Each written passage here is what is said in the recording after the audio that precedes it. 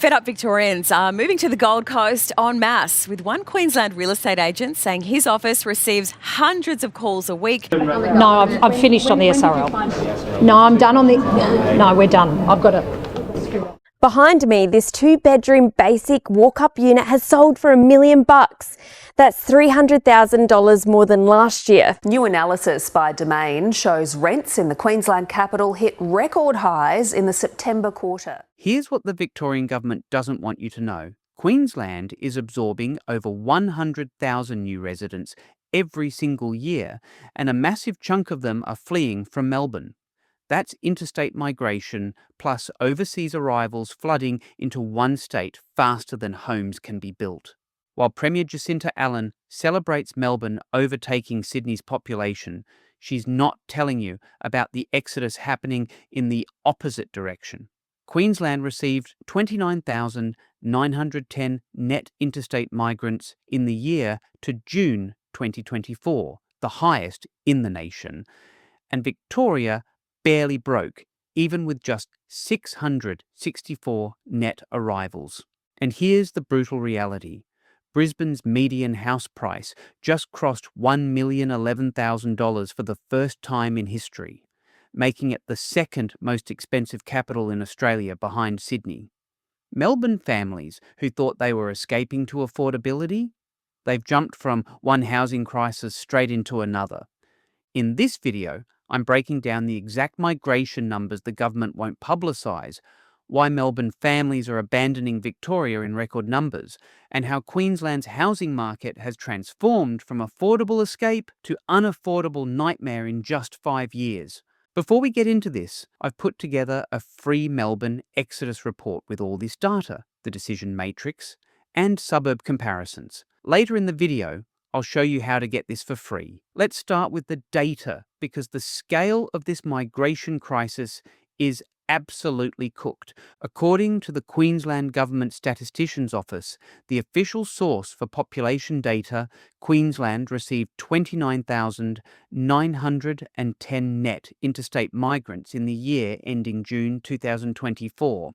That's people moving to Queensland from other Australian states, minus people leaving Queensland for elsewhere. But here's where it gets even more dramatic. When you add 74,932 net overseas migrants on top of that interstate flow, Queensland absorbed a combined total of 104,842 people through migration alone in just 1 year. Now let's talk about where those interstate migrants are coming from. New South Wales lost 31,183 people interstate in the year to March 2024. Where did most of them go? Queensland. The pattern is crystal clear. Movement is predominantly from suburban Sydney into southeast Queensland. Victoria's story is different, but equally telling. During the COVID lockdowns of 2020 and 2021, Victoria experienced massive interstate migration losses, mainly to Queensland and Western Australia. By mid-2024, that had stabilised to net positive of just 664 people, basically neutral.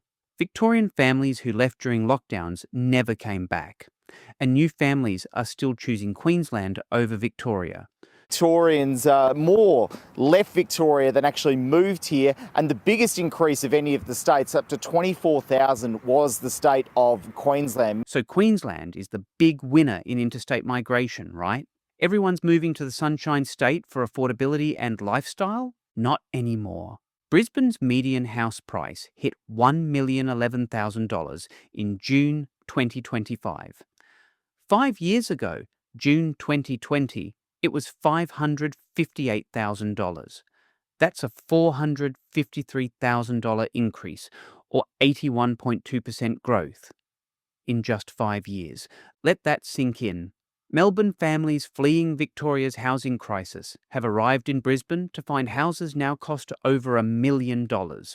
Brisbane is now more expensive than Melbourne, median $948,000, and more expensive than Canberra, median $981,000. And it's not slowing down. In October 2025, Brisbane recorded monthly growth of 1.8% and annual growth of 10.2%, adding $25,074 in value in a single month. But maybe Melbourne families aren't buying. Maybe they're renting first to test the market. Brisbane's rental market is bucking national trends, with prices continuing to rise. Bad news. Queensland's rental crisis is just as cooked as Victoria's. Brisbane's rental vacancy rate sat at 1.1% in August 2024. That's catastrophically low. For context, a balanced rental market has a vacancy rate of 3 to 4%. Anything under 2% is a crisis. And rents? They've exploded. Let's look at the rental reality on the ground, because the costs in Brisbane have absolutely exploded.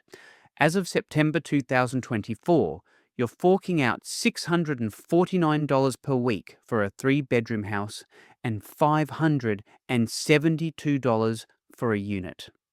That isn't just a small hike, that represents a massive 9.3% increase over the past year alone, putting extreme pressure on family budgets.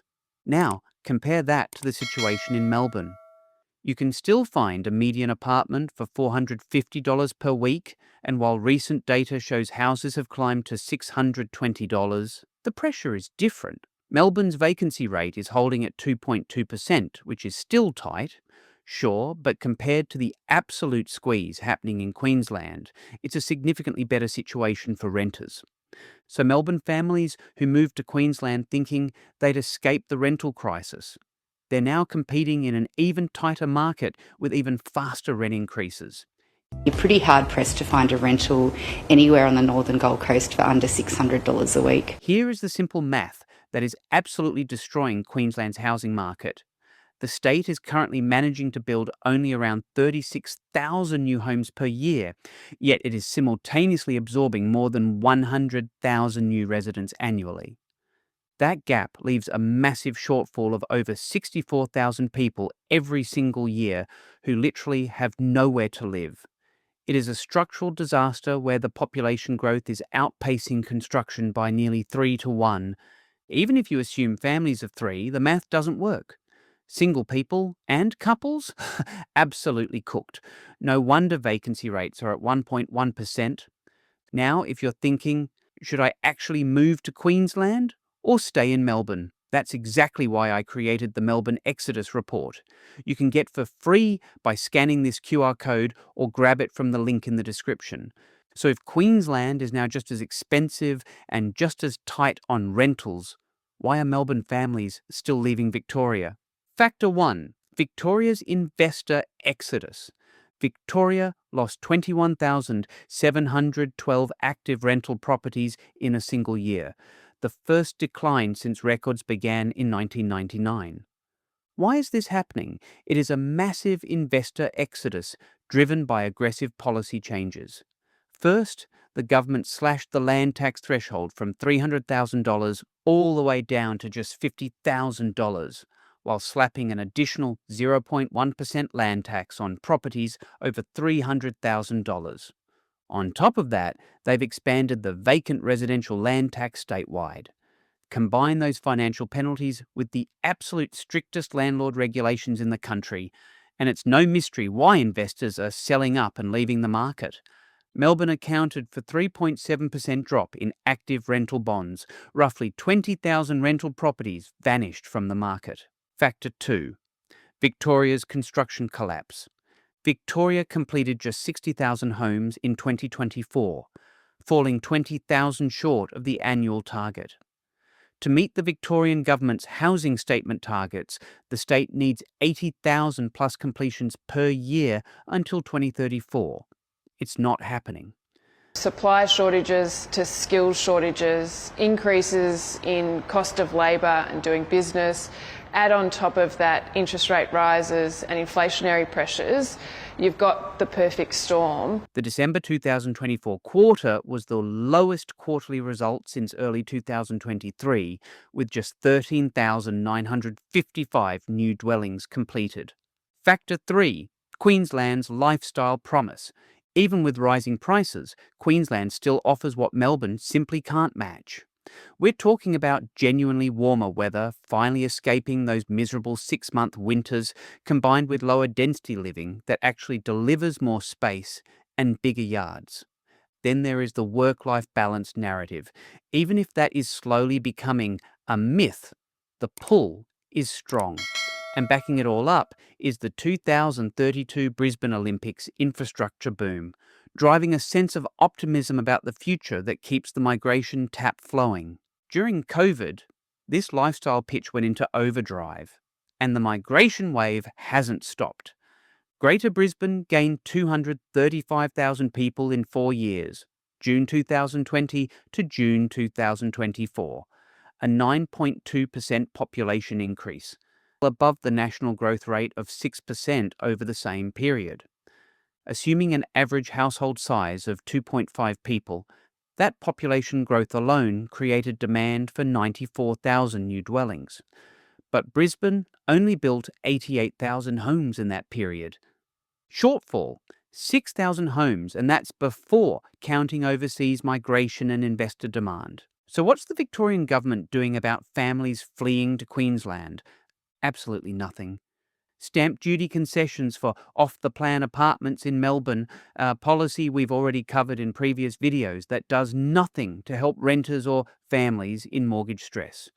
Meanwhile, Queensland is building 36,000 homes per year while absorbing 100,000 plus new residents. Queensland is predicted to be the next property market goldmine. The Queensland government has announced some massive, ambitious targets to try and fix this mess. They're projecting the construction of 900,000 new homes by 2046, along with a commitment to deliver more than 2,000 social dwellings every single year. They are also targeting specific growth areas to handle the load, with plans to unlock the Southern Thornlands region to accommodate 8,000 new homes. It sounds impressive on paper, but these targets are being set while the state is struggling to keep up with current demand.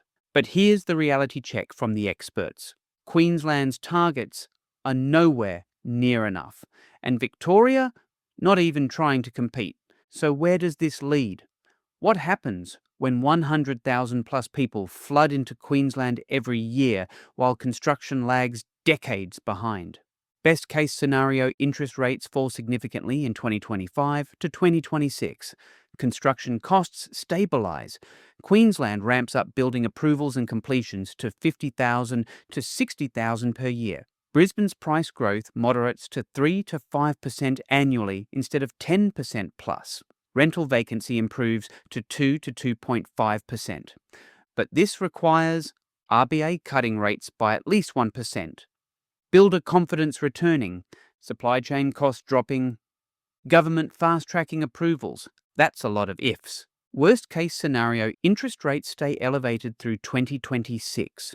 Construction remains at 36,000 homes per year. Migration continues at 100,000 plus per year. The gap widens. Brisbane prices hit $1.2 million plus by late 2026. Rental vacancy stays under 1%. Families who moved from Melbourne to Queensland for affordability find themselves locked out of both renting and buying. Regional Queensland, Sunshine Coast, Gold Coast, Toowoomba absorbs overflow demand, pushing prices up there too.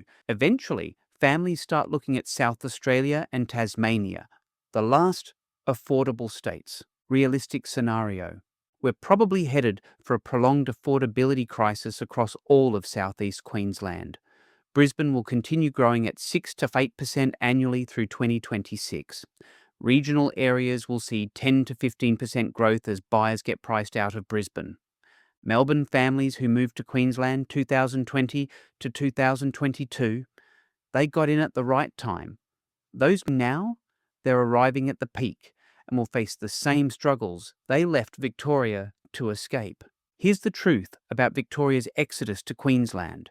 29,910 net interstate migrants moved to Queensland in the year to June 2024, the highest in Australia. Combined with 74,932 overseas migrants, Queensland absorbed 104,842 new residents through migration alone. Brisbane's median house price hit $1,011,000 in June 2025, up 81.2% from $558,000 just 5 years ago. It's now more expensive than Melbourne and Canberra, making it Australia's second costliest capital behind Sydney.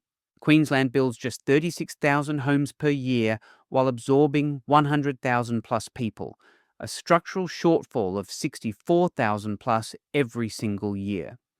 Rental vacancy sits at 1.1%, a crisis level, with rents up 9.3% in the past year. Victoria lost 21,712 rental properties in the year to June 2024, the first decline since 1999, driven by investor exodus from punitive state taxes. Victoria completed just 60,000 homes in 2024, falling 20,000 short of annual targets. While Premier Jacinta Allen announces stamp duty concessions that help no one currently struggling, Melbourne families continue fleeing to Queensland in record numbers, only to discover they've traded one housing crisis for another that's moving even faster. Brisbane overtook Melbourne as Australia's second most expensive capital city in August 2024. By 2030, Brisbane's median house price is projected to hit $1.3 million, driven by 2032 Olympics infrastructure, continued migration, and chronic undersupply. So here's what you need to do right now. Download the Melbourne Exodus Free Report by scanning this QR code or from the link in the description. It's completely free. I'll be covering interstate migration and housing crisis dynamics every week, tracking where Australians are moving, why they're moving, and whether those moves actually improve their situation. Subscribe to Aussie Explained so you don't miss the next video. This is the crisis both Victorian and Queensland governments are trying to spin as success. Victoria celebrates population growth while 21,712 rental properties vanish. Queensland celebrates being Australia's fastest growing state while building less than half the homes needed. Meanwhile, 100,000 plus people flood into Queensland annually, pushing Brisbane past the $1 million median, destroying affordability and recreating the exact crisis Melbourne families thought they were escaping. If you're one of the families who moved, or considering the move, you're not alone. Hundreds of thousands are making the same decision. Stay informed, understand the real data, and demand solutions that actually build homes, not just migration policies that fuel price growth. Thanks for watching. See you in the next one.